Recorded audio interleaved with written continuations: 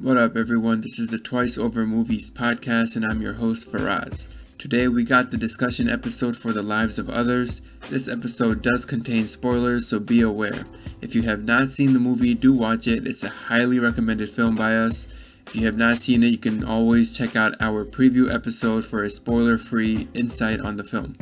Also, check out our previous episodes for films such as The Fountain, Million Dollar Baby, Almost Famous, Nocturnal Animals, and many others. We also take suggestions, so hit us up at the Twice Over on Twitter, Instagram, or Facebook, and let us know what movie you want to hear about. Okay, so here is our discussion on The Lives of Others with myself, Farhan, and Fahad. Okay, everyone, welcome back to the Twice Over Movies podcast. We're back now with Fahad and Farhan discussing The Lives of Others. Obviously, this will have spoilers, so if you haven't listened to our review episode or have not watched the movie, go ahead and do that and then join us here. Okay, guys. What's up? All right. I want to mention something initially.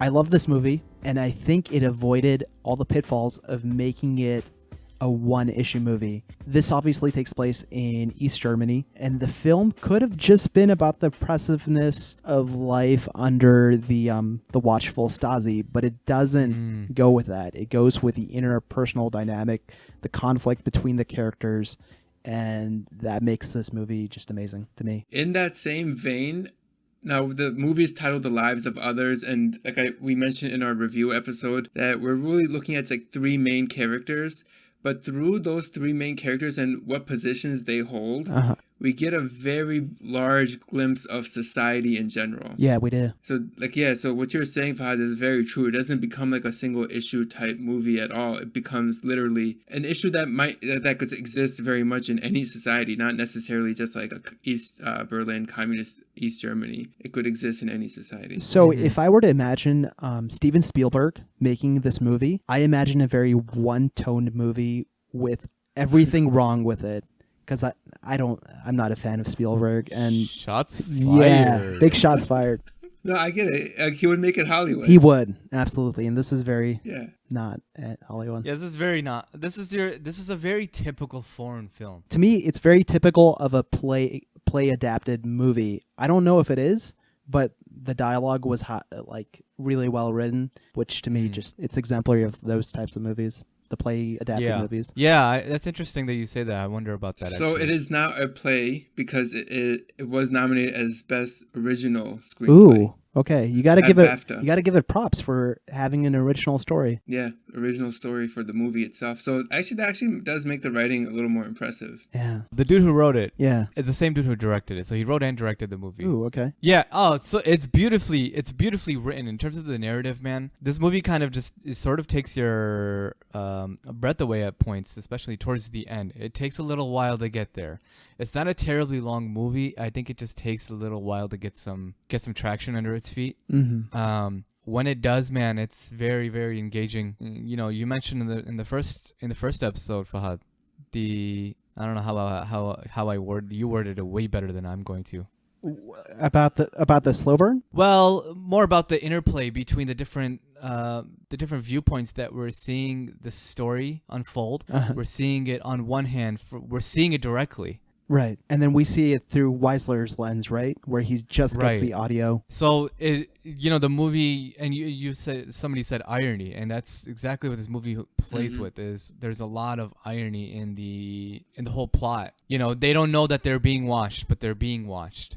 And they come up with a plot to determine whether they're being watched. And Weisler doesn't know that it's just a plot, and he's trying to help them, but in trying to help them by not, engaging them in the plot, he's actually hurting them because they.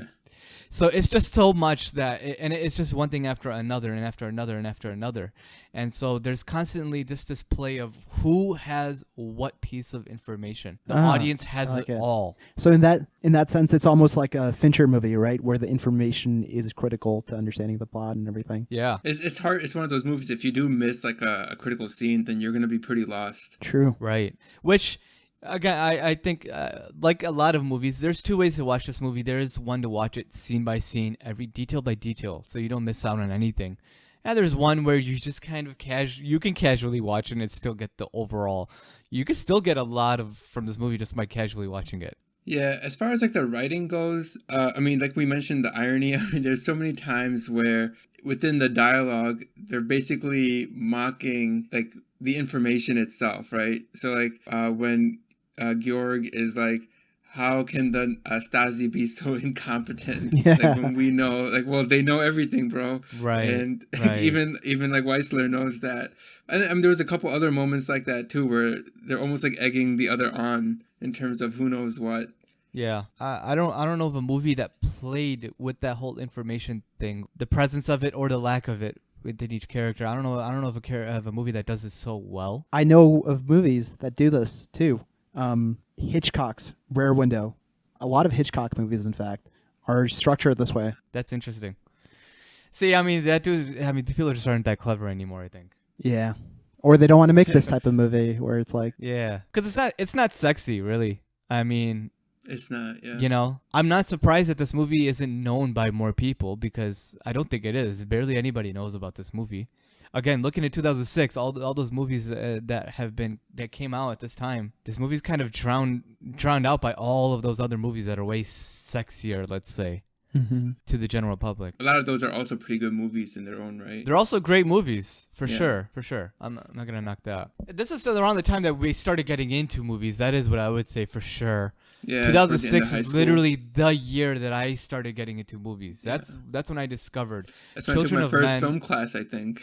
Is it? Yeah, in high school. Yeah. Yeah. incidentally, Children of Men is the first like art movie that I kind of sought out because of the hype surrounding it. Same here.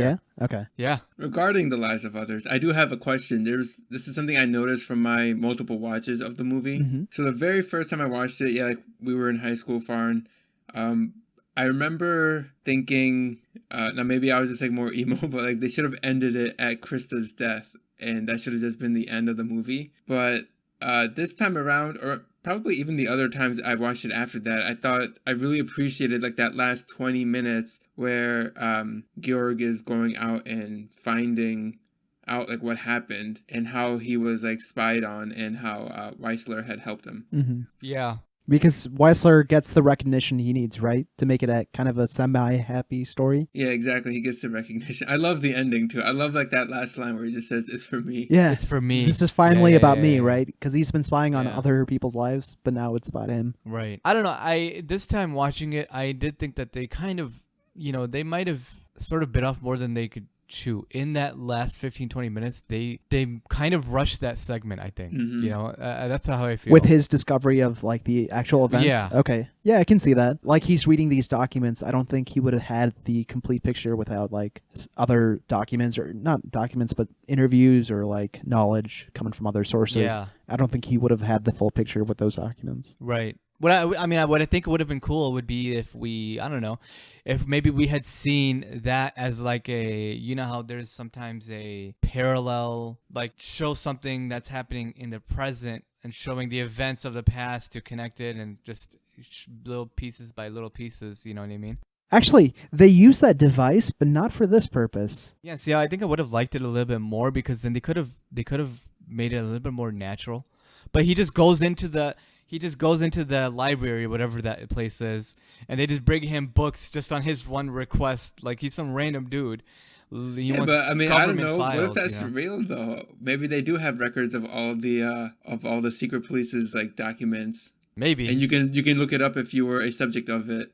I'm sure they could, man. They're German. If they were the secrets of the Stasi, once giving up control, I would imagine that they would burn all those documents, right? Because all those documents are incriminating of their activities, and they wouldn't want the West to have knowledge of what actually happened, right? Yeah, I'm with you, Fahad. But also, I mean, there was like, you saw that reading material. There was like 3 stacks of 10 books each filled to the brim about information on this guy.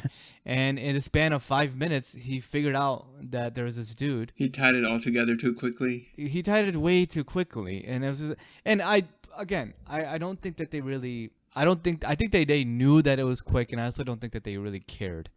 because I do think that this last, I think that they probably even thought about ending the movie earlier too, but they're like, why don't we just make him a hero? So let's go ahead and just make it discovered that he was the guy, and then he writes a book about him, and it comes full circle, and there you go, we won an Oscar. I do think that I think without that whole You're sequence at the describing a end, Spielberg film. So the last 20 minutes is what Spielberg would have done for the whole movie. Yeah, I can see that. I think without that last 20 minutes, I don't think it would have won an Oscar, personally. Maybe Because maybe it's not as emotionally satisfying. It's not as emotionally satisfying, exactly. But it doesn't add anything, right? For the audience, we already know everything that happens in the last 20 minutes. Like we already knew that at the time of Krista's death. Mm-hmm. Here's what it adds. It adds there's a feel good moment at the end, right? Yeah, it adds a feel good moment at the end. Yeah, and so that's kind of the whole thing, is that it really makes you sad. It refills your hope, right? We talked about hope being one of the themes, and the lack of it sometimes. And there's a payoff for it here. There's a payoff for it. So here's another possible reason why they didn't end it with a death in the car accident scene. As a viewer, you need time to decompress the story, and with those added minutes, you're not only seeing what's going on the screen, but processing what just happened. And I think that it serves a dual purpose there. It wraps the story so that it gives the audience some a nice feeling, that he got that Weisler got some recognition for his for being a good person, and it lets us process everything else that happened in the story, especially with that the events toward leading up to the car accident. Everything happened quite fast, right? that's very true. I would argue that scene is probably, I would argue that scene is, I guess that's the defining scene of this movie. That whole sequence when they come to search his apartment, and Weisler's there beforehand. Yeah. And then with her crashing, he's like, "You didn't have to. Why did you? I moved the typewriter." That's like the defining scene for me. This movie. Yeah, no, it is. It's what I remember. Do you guys think Weisler was sympathetic just to the actors, that was the primary source of his motivation, or his sympathies towards the couple, the writer and the actress, or of the German people as a whole? I think it's definitely the latter, because they give us enough insight into his understanding of, all right, this is the corruption within the secret police itself, but it could be looked at within the bureaucratic government. So when you say corruption, you're talking about the minister's personal motive to frame the writer so that he's out of the picture so he can get the actress, right? Yeah, and what's Grubitz, his boss, pretty much, right, Weisler's boss. Like every single time, the only motivation to do any action is what will be self-serving in their career. Right. It's not at all about for the state, it's not at all about building the nation or keeping the nation safe or whatever. It's none of that. It's literally only self-serving. And through each conversation he has with him, Weisler just internalizes it more and more. Like, all right, what am I doing here? I'm only serving this dude's career. Yeah. So what is the point of helping him in that? This has nothing to do with the state, which is what they, preach that it is, but it's not. And this goes back to the whole change theme that I mentioned. He's the one dude that we see change through a mechanism through understanding or seeing what people are going through. And it just happens to be people in the art scene of East Berlin. I mean, you could apply that, like I said, it applies to all of East Berlin or East Germany, because everyone is subjugated to that, Big Brother watching. Like, he has that kid in the elevator who says that my dad says you got the Stasi are bad, and he almost wants to take his dad in at that point, but he's like, what's the name of your, and he just changes it to say, what's the name of your ball? He stops mid-sentence, and he changes the conversation. And in the scene prior to that, the writer George, what's his name again? George. Yeah. Georg, I think, or George? Georg. I think Georg. Yeah, Georg, upon the death of his the director, he's saddened. He's playing this music, and he asks himself the question, has anyone who's heard this music, really heard it, truly a bad person? And Weisman hears that question, and I think he's reflecting on that, and I think that's the moment where something snaps and you see the change within his character. I want to say something else about the Weisman character. We're introduced to him, Weisler. So we're introduced to him as this idealistic or an ideologue, right? He believes in carrying out state policies and everything's in the interest of the party and everything like that. And as Faraz mentioned, there were a couple of chinks in that armor, right? So it's it's a cynicism coming from his comrade, his direct boss, where he's pragmatic, he's self-serving, and he wants to advance his own career. And then you have the minister pursuing his love life at the cost of these people's lives. He's absolutely destroying their lives, and it serves no purpose to the state, right? So he sees it as a waste of resources there.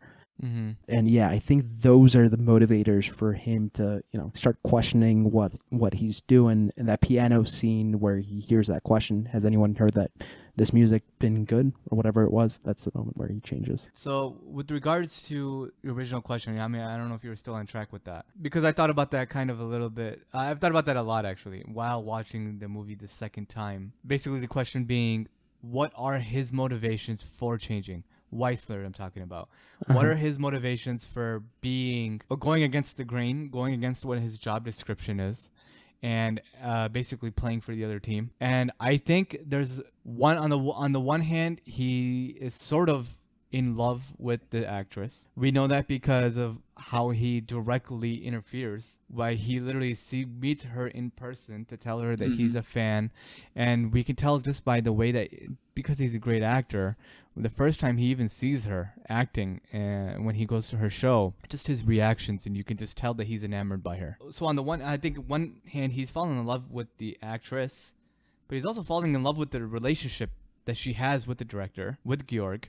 Mm-hmm. We know that because, again, he's an amazing actor, and when he's listening in, and I don't remember exactly. He's almost swooning, right? Right. Yeah, he's admiring their love. Right. Yeah, and right. the passion in which they live, right? Whereas his life is very, clinical. Exactly, clinical. That's a great way to say it. I mean, it's, he doesn't know what that's even like. I mean, his closest thing to romance is a call girl. I think that it's really important for them to put in that scene, because she doesn't care about him at all, and meanwhile he's like, grasping at any chance of a relationship that he can get, even if he's paying for it.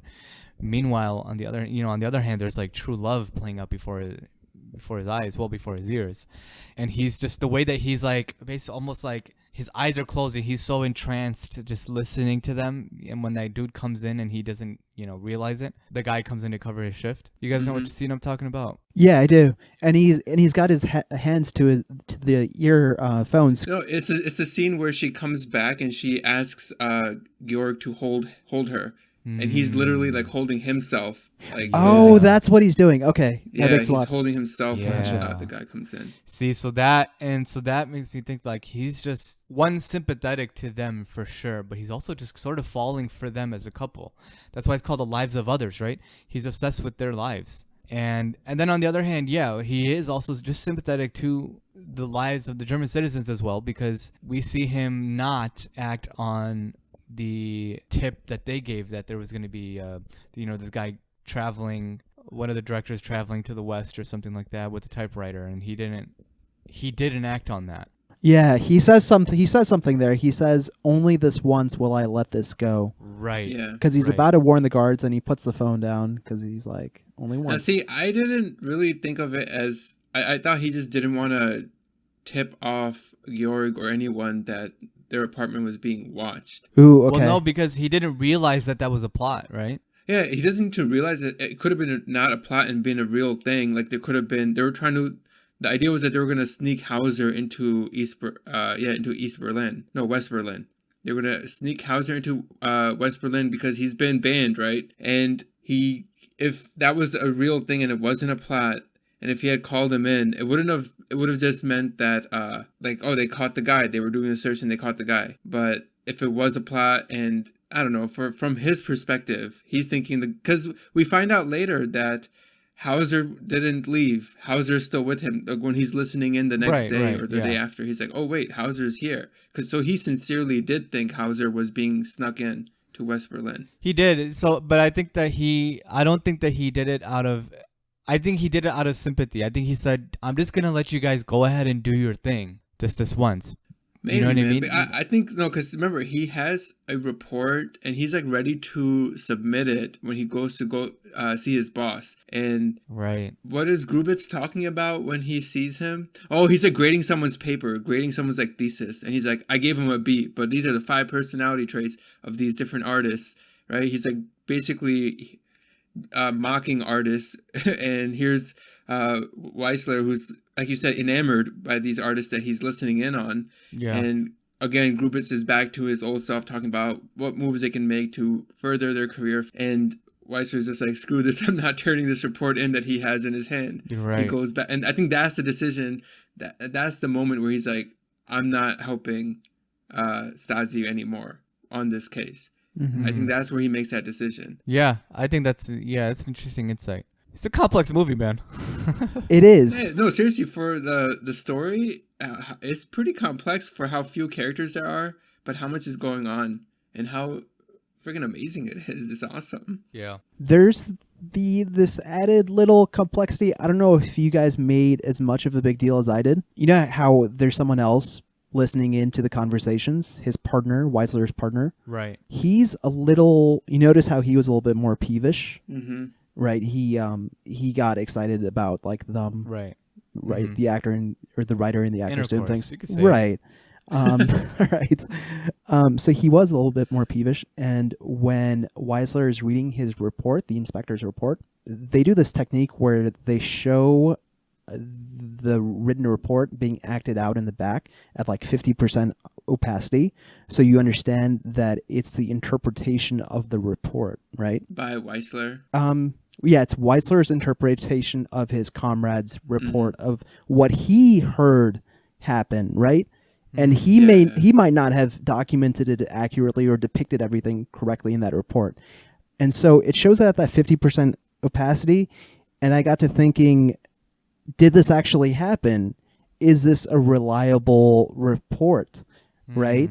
And then I started thinking, well, the Weisler character is doing the same thing. He's just getting auditory knowledge of what's going on in the rooms, and I started questioning, is there any unreliable narration going on? Do you guys? That's interesting. No, I didn't really necessarily pick up on that during the movie. The only thing I think is we, as the audience, though, are also seeing insight on what's happening in the apartment and even outside of the apartment that Weisler is not getting insight on. So considering like how it continues to work, I would assume what is being documented is more or less accurate. Okay, yeah. Yeah, because I don't think that's necessarily like I don't think it adds anything to the movie if they were to do that, you know? If they were to make it like, oh, this is just his interpretation about what really happened. Like that, I don't think that's something that they were really trying to play around with. I think they just wanted to, you know. But if they did want to play around with that, I think they would reveal it in the final 20 minutes, right? Where you get the proper accounting of what actually happened. But they didn't. True. It's a great movie, man. It is a good movie. Definitely a great movie. I definitely recommend it for sure. Up there with some of the best narratives that I've seen in a movie. Yeah, for sure. Thanks for listening to this production of The Twice Over. If you haven't already, subscribe and follow wherever you get your podcast. And remember to support us on Patreon or by sharing the podcast with a friend. Feel free to contact us on Instagram, Twitter, or Facebook at The Twice Over, or email us at comments@thetwiceover.com. All of the music you heard is from Amerigo Gazaway. Check him out on Bandcamp and Spotify.